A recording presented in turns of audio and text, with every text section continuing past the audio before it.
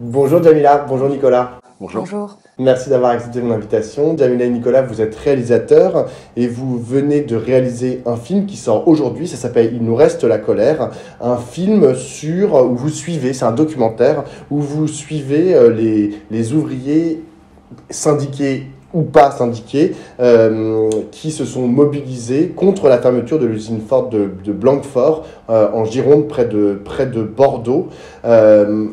Parmi ces ouvriers, je le dis parce que c'est quand même important, il y a Philippe Poutou, donc, qui a été candidat à la présidentielle pour le nouveau parti anticapitaliste. Ma première question, elle part de la fin du film, en fait, parce que tout le monde, ou presque, enfin, c'est pas un scoop quand je dis que l'usine a finalement fermé et que du coup la mobilisation n'a pas payé. Est-ce que, j'imagine que lorsque vous faisiez votre film, vous ne saviez pas, vous ne connaissiez pas cette issue, ou peut-être que quand même vous en aviez l'intuition, enfin, vous allez me le dire, mais est-ce qu'au moment de monter le film et d'en faire finalement une œuvre, est-ce que ça a joué, en fait, le fait que l'issue ne soit pas, enfin que ça soit pas un happy ending en gros? Non, évidemment qu'on sentait que c'était mal parti quand on était sur le terrain. Et après, quand on arrive au montage, là, on a travaillé avec Stéphane Perriot, qui était monteur pour Jules Perret, notamment, enfin beaucoup de films de Jules Perret même. Et donc lui, il a une grosse expérience quand même. Donc évidemment qu'on a travaillé dans le sens où il fallait quand même créer de la tension, une tension narrative. C'est un peu comme Titanic, quoi. Il faut quand même créer une histoire où on se dit peut-être qu'ils vont s'en sortir, peut-être qu'ils vont trouver quelque chose, ils vont trouver une porte de sortie. C'est un peu comme ça qu'on a essayé de construire le truc, de maintenir en fait la tension qu'il y avait sur place, parce qu'il y avait une tension permanente sur place. Et aussi, cette tension, elle vient du fait que Ford maîtrise beaucoup le calendrier. Donc du coup, ça les met en permanence en tension et en fatigue, les ouvriers qui sont concernés par ce processus, on va dire, de PSE. Mm. Et en fait, c'est pas mal la procédure du PSE et la procédure de l'éventualité de la reprise qui crée cette tension narrative. Donc on a essayé de jouer là-dessus, et puis après, c'est une histoire de rythme et de montage, hein, bien sûr. Parce que non, mais il y a l'issue qu'aurait pu être la non-fermeture du site de l'usine. Mais tu dis, on a essayé de faire croire qu'ils allaient peut-être trouver quelque chose.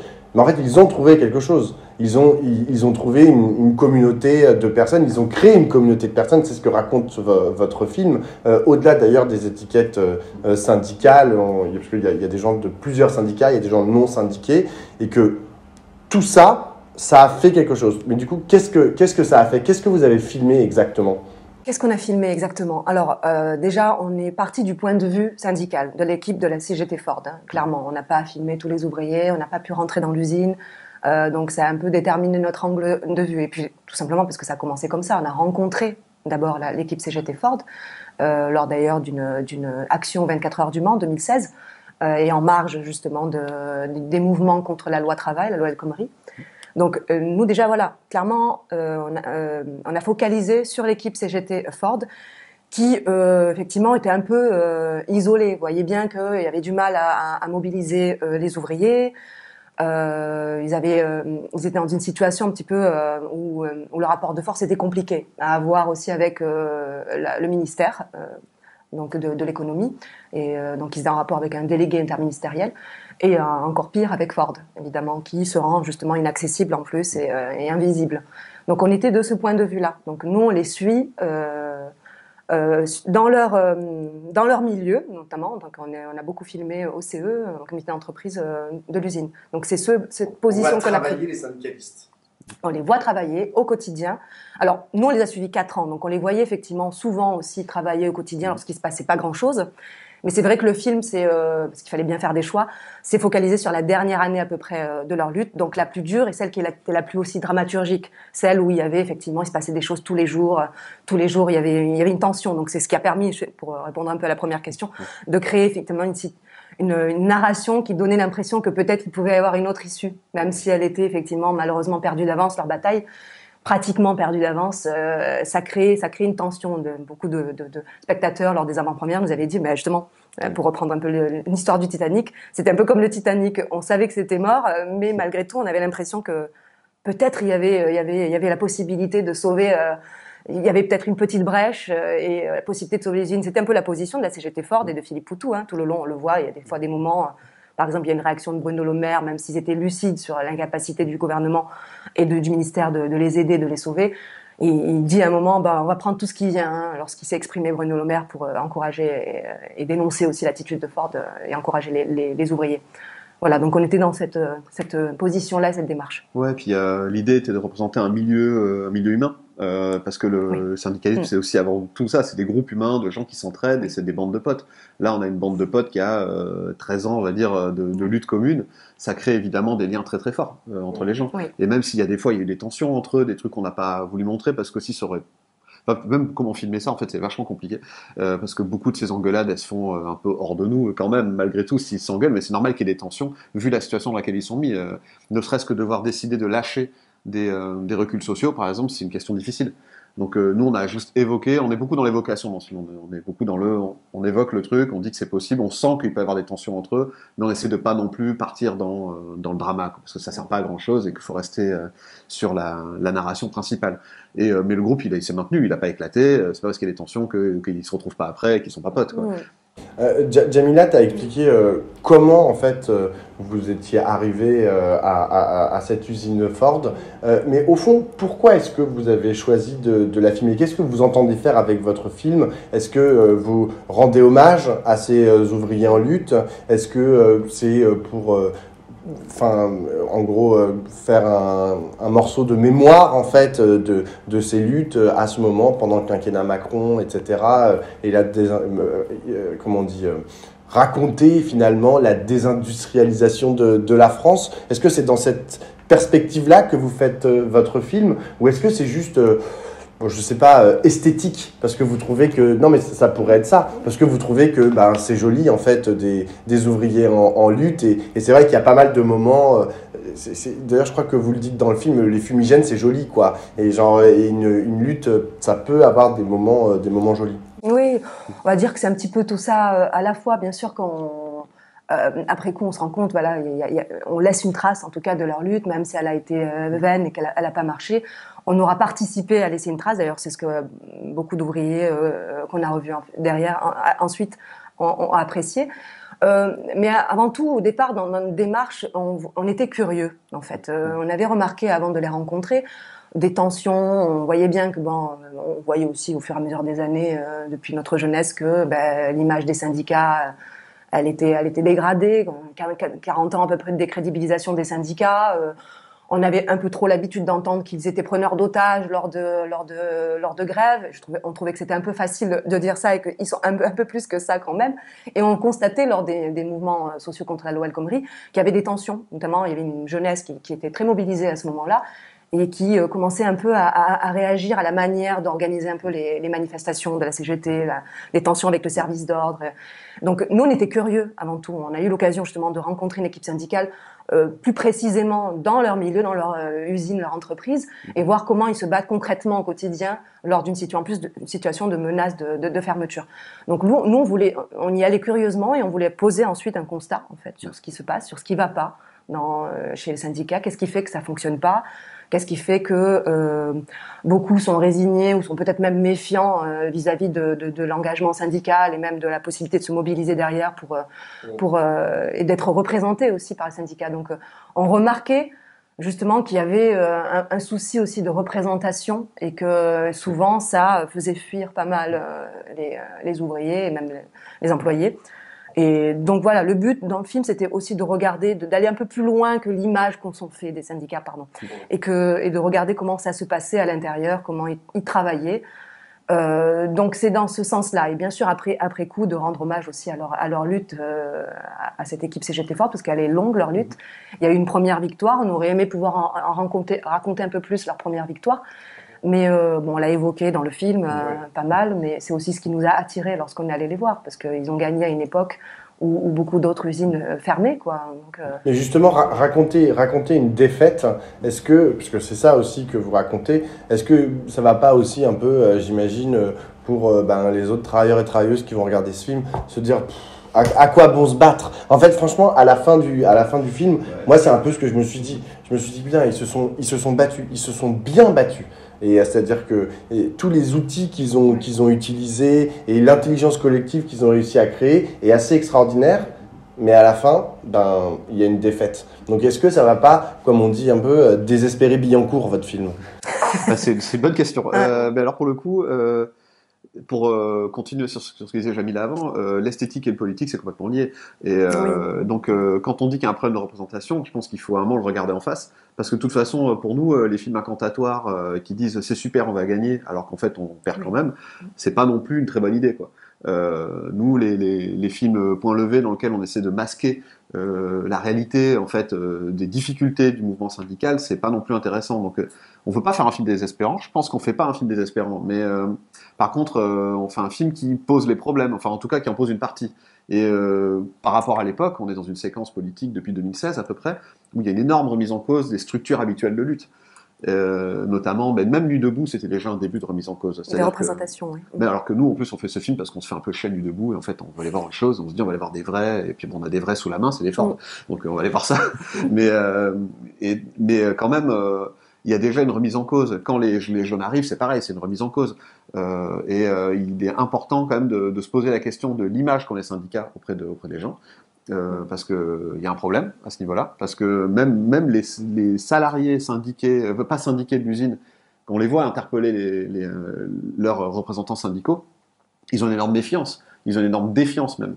Et ça, c'est un vrai problème politique, c'est-à-dire qu'il y a une victoire idéologique qui a été remportée par la droite, par les médias, sur cette question de ce à quoi devrait servir un syndicat. Et il y a une espèce aussi d'injonction à dépolitiser le syndicalisme. Et ça, on est absolument contre. Parce que, par exemple, c'est ce que la présence d'un mec comme Philippe Poutou apporte dans un film comme celui-là. Parce qu'en fait, Philippe Poutou ne peut pas se dépareiller de son image de politique. C'est un homme politique, quoi qu'il en soit. Là-dedans, ça permet en fait de rappeler la dimension politique du syndicalisme. Et pour nous, en fait, il y a plus de vrais politiques quand un groupe de syndicalistes travaille à son échelle pour essayer d'avancer, on va dire, que quand un Bruno Le Maire fait une déclaration au Sénat. Il y a quand même quelque chose de plus fondamentalement politique là. Et en fait, dans l'envie qu'on a pu voir chez les Gilets jaunes, par exemple, de se réapproprier la politique, de recréer des espaces de discussion, etc., le syndicalisme, ce sera un espace fabuleux, sauf qu'il est totalement décrédibilisé. Donc cette image-là, il faut vraiment se poser des questions sur comment on représente. Et il faut autant se poser la question de la représentation des médias de droite, on va dire, dominants, qui, les preneurs d'otages, tout ça, c'est ce qu'on connaît, hein, la diabolisation, etc., mais aussi l'auto-héroïsme dans lequel on est à gauche, dans lequel on se représente le truc comme quelque chose de formidable, dans lequel il n'y a pas de défaut. Donc, non, faut avoir une vision un peu plus posée, on va dire des choses. Vous m'avez dit tout à l'heure, tous les deux, que depuis 6 mois, vous faisiez beaucoup d'avant-premières, donc il y a déjà beaucoup de gens qui ont vu votre film. Quelle a été la réception des gens, d'abord, qui ont participé de la lutte et qui sont dans le film lorsqu'ils ont vu votre film? Est-ce qu'ils ont trouvé ça cohérent, homogène à ce qu'ils avaient vécu? Mais aussi, là, par exemple, vous parlez du syndicalisme. Est-ce que, quand vous le montrez à des syndiqués CGT, est-ce qu'ils se disent pas oulala, genre, c'est vrai que c'est pas une image forcément très positive, enfin, ou plutôt uniquement positive, en fait, de ce que c'est que la CGT. Comment est-ce que eux l'ont apprécié? Alors, sur les retours, déjà de ces gens qu'on a filmés, pour l'instant, je pense ils ont tous apprécié, je crois. Hein. Après, ils se sont pas sentis trahis. Alors après, on a croisé récemment un mec de la CFDT, qui lui a moins apprécié la représentation qu'on a fait de la CFDT, alors que pourtant on a quasiment pas représenté la CFDT. Hein. Oui. On a juste dit qu'elle s'était autodissous. Il nous a dit non, pas tout à fait, c'est pas vrai, on s'est pas vraiment complètement autodissous. Voilà, c'était un peu ça. Voilà, oui. Bon, c'était un peu particulier. Mais bon, voilà, donc rendons hommage, peut-être que la CFDT ne s'est pas vraiment autodissoute, mais bon, on les a pas trop vus non plus, mais bon, ils ont joué un rôle particulier, voilà. Mais bon, bref, ils avaient des divergences, voilà, c'est normal d'ailleurs, hein, ils sont pas tous d'accord, c'est complètement normal. Mais sinon, non, le retour de tout le monde, c'est qu'on essaie de faire un portrait quand même qui, je pense, rend hommage à ce qu'ils ont fait, et ça, je pense qu'ils s'en rendent compte. Après, le gros crève-cœur quand on fait un film comme ça, c'est qu'on peut pas représenter tout le monde, on fait des choix, donc il y a des personnes qu'on a beaucoup vues sur le terrain qui en fait se voient très peu dans le film, parce que on choisit, on fait des personnages avec les gens, donc on peut pas développer tout le monde. Ceux qu'on ne voit pas, par exemple, c'est tous ceux qui continuent à aller travailler, qui ne font pas la grève, ceux qui ne sont pas solidaires avec... Alors, je dis pas solidaires, ils sont pas solidaires physiquement avec le mouvement en tout cas, et ils continuent à y travailler. Les syndicats ils en ont rien à foutre, et puis genre pour eux j'imagine que c'est de la politique, genre et que voilà, et eux ils acceptent finalement leur sort, et on le voit. Il y a une image je trouve qui est très forte où vous filmez, vous êtes derrière, vous n'êtes pas dans l'usine, et on les voit derrière la grille partir un peu comme des zombies. Eux, vous avez interagi avec eux? Qu'est-ce qu'ils pensaient de ce mouvement? Oui, alors ils étaient comme tu dis, pas physiquement effectivement mobilisés, mais ils soutenaient en fait, ils soutenaient la combativité de la CGT Ford et de l'intersyndicale qu'il y avait à la fin concernant la reprise. Donc d'ailleurs souvent Philippe Poutou le disait, à l'intérieur de l'usine, nous on le voyait pas parce qu'on était condamnés à rester à l'extérieur. Ils parlaient beaucoup ensemble. Donc effectivement on les voit partir comme des zombies à ce moment-là lors d'une proposition d'action de blocage poubelle, comme ça s'appelait. Mais à l'intérieur, ils discutaient ensemble. Et souvent, en fait, ils leur disaient, c'est bien, continuez, battez-vous. Sauf que c'est ce qu'on remarque, ils sont dans une position un peu de consommation, de service vis-à-vis du syndicat, au lieu justement de se mobiliser ensemble, sans comprendre ou peut-être en oubliant que non, pour que la CGT soit combative, faut qu'il y ait une mobilisation forte. Ça part de là. C'est pas la CGT qui se bat. Ça part d'abord des ouvriers. D'ailleurs, souvent, ça se passe comme ça lorsqu'il y a grève. Il y a un comité de grève qui part normalement de la base des salariés. Et derrière, les syndicats viennent normalement organiser cette mobilisation. Donc ça se passe comme ça. C'est pas aux syndicats de se battre. Et donc ils ont, comme s'ils avaient un peu oublié ou ils s'étaient habitués à ce qu'il y ait un rapport de service avec les syndicats. Donc, et du coup, effectivement, ils n'étaient pas là physiquement, mais ils soutenaient la combativité, la lutte de la CGT Ford ou de l'intersyndicale à la fin. Oui, d'ailleurs, ils ont été reconduits aux élections professionnelles. Oui. La CGT n'a fait que gagner des places aux élections professionnelles, donc il y a une reconnaissance quand même de leur action. Il y a quelque chose qui frappe lorsqu'on regarde votre film, c'est que vous filmez un monde qui est quand même essentiellement masculin, où il y a très très peu de femmes, et où au bout d'un moment il y a une femme qui apparaît et on voit qu'elle est de l'union locale CGT, c'est-à-dire qu'elle n'est pas, elle est pas de la CGT de l'usine. Qu'est-ce que vous en tirez comme conclusion? Vous avez filmé, Jamila, toi t'es une femme, du coup tu as filmé que des hommes pratiquement, principalement. Qu'est-ce que ça dit? Est-ce que ça vous a interpellé lorsque vous avez fait le film, ou est-ce que vous dites bon bah en fait c'est comme ça, hein, les usines c'est un monde d'hommes? Oui, alors moi j'étais pas étonnée parce que déjà faut savoir que c'est une usine automobile qui fabrique des boîtes automatiques, boîtes de vitesse automatiques. Bon, évidemment il y a moins de femmes en proportion, donc en général dans la plupart dans l'industrie en général il y a moins de femmes. Donc j'étais absolument pas étonnée d'en voir moins que des hommes. Par contre, dans l'équipe CGT Ford, même si elle était en minorité, la seule femme qui s'exprime dans le film, elle y va vraiment, quoi. Elle mâche pas ses mots, elle est même un peu plus virulente que les autres qui peut-être temporisent un peu plus, voilà. Donc oui, donc j'étais pas étonnée, mais bon voilà, c'est juste qu'en proportion elles étaient moins là, mais je pense que si elles étaient un peu plus présentes, elles seraient aussi combatives que les hommes. Donc voilà, donc et moi en tant que femme qui filmeuse, bon, je suis habituée à être à l'aise avec des hommes autour qui vivent ça. Je viens d'un monde ouvrier moi-même, mon père était ouvrier, donc je veux dire, ça m'a pas traversé l'esprit que c'était un petit peu ce contraste-là m'a pas beaucoup touché, quoi. Donc c'était normal, moi, de le vivre. J'ai une dernière question. C'était l'usine, elle a fermé il y a maintenant quelques années. Est-ce que vous avez toujours des liens avec les ouvriers et les ouvrières de cette usine Ford, et du coup, qu'est-ce qu'ils font? Est-ce que aujourd'hui, parce que il y a un truc aussi tout à l'heure, Jamila, tu as parlé de la jeunesse. Ils sont tous plutôt, je dis pas qu'ils sont âgés, mais ils n'ont pas 25 ans. Les gens que vous filmez, ils ont plutôt autour de 50 ans. Du coup, on sait qu'à cet âge-là, lorsqu'on perd son emploi, c'est compliqué d'en retrouver un. Est-ce qu'aujourd'hui, ces gens, ils travaillent? Est-ce qu'ils arrivent à s'en sortir? Est-ce que c'est la fin des haricots? Voilà. Est-ce que vous avez des nouvelles d'eux? Alors, je peux commencer un petit peu, mais on peut plus parler de l'équipe CGT Ford, avec qui on est toujours en lien, hein, bien sûr, d'autant plus avec la sortie du film, voilà, puisqu'ils sont impliqués et concernés. On peut moins parler malheureusement des autres ouvriers parce qu'on n'a pas les chiffres, il n'y a pas de retour sur ça. Hein, même l'équipe CGT n'a pas ces retours-là. Et encore moins des emplois induits, parce qu'il faut en parler quand même, il y a des emplois induits autour des sous-traitants, notamment l'équipe cantine, tout ça. Ben, on ne sait pas ce qu'il en est de ces employés-là, qui est aussi laissé sur le carreau.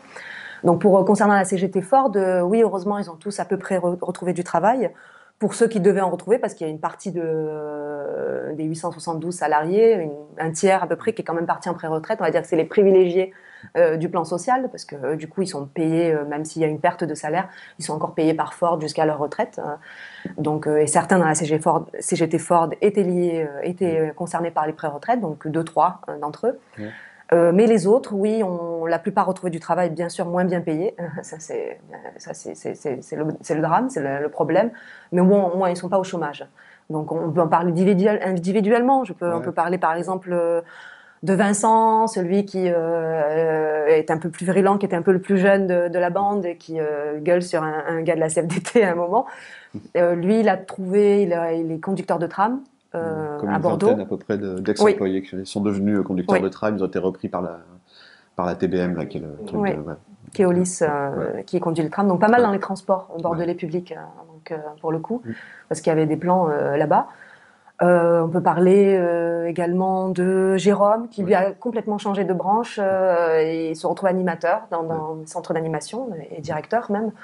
Souvent, donc très mal payé, on le sait, dans ce secteur-là, mais très content parce qu'il est très à l'aise avec les enfants et il a lui-même des enfants, voilà, qu'il a élevés lui-même, et donc c'est super. Qu'est-ce qu'il y a d'autre? Vas-y, aide-moi. Qu'ils ont tous retrouvé du travail.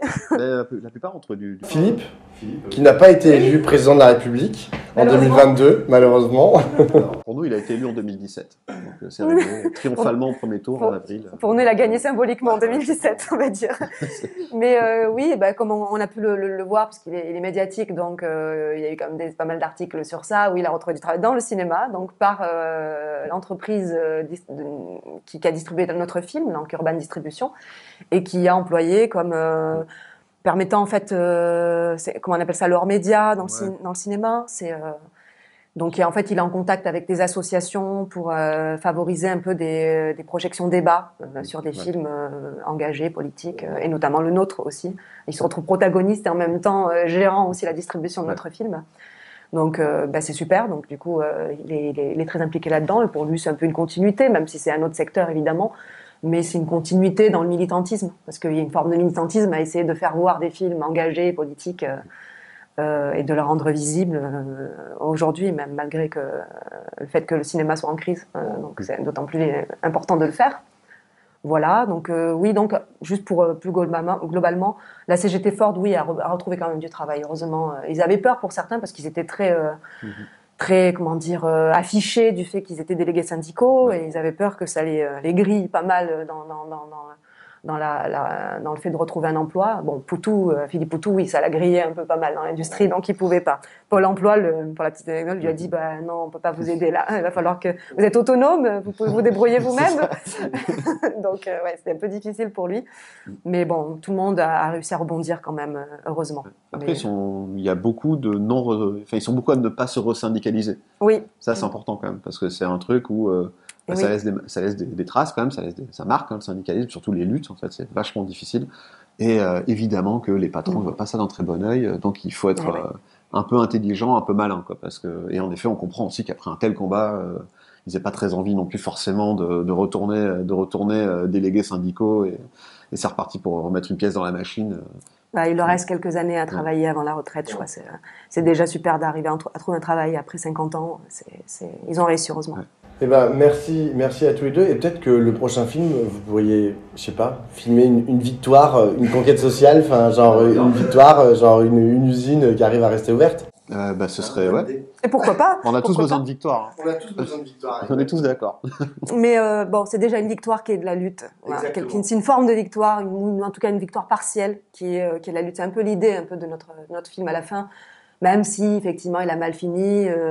On finit le film en montrant une lecture théâtralisée qui est un peu une fiction au milieu de notre documentaire, qui est un texte comme ça permet à nous de le dire, de Sor Chalandon, qui est un écrivain et qui écrit pas mal dans Le Canard enchaîné aussi, et qui est une lecture théâtralisée d'un texte qui est tiré d'un livre qu'ils ont coordonné, Philippe Poutou et l'équipe, où ils ont demandé à des intellectuels ou des soutiens culturels de faire un petit texte. Qu'est-ce que ça leur évoquait, une menace de fermeture d'usine.